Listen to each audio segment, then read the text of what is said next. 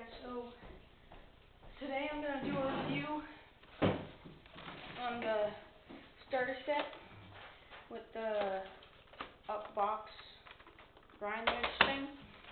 I got it at Target for $10, so let's unbox this.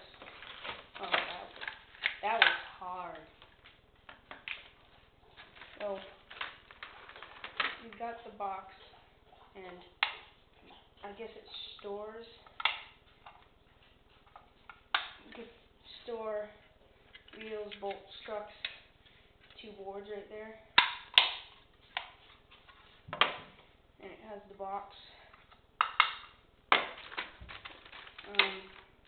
Comes with 2 boards. I got the Z-York ones. Pretty cool. A little tech deck, don't over tighten the nut thing, and a tool. So, yep. Let's give this bad boy a try.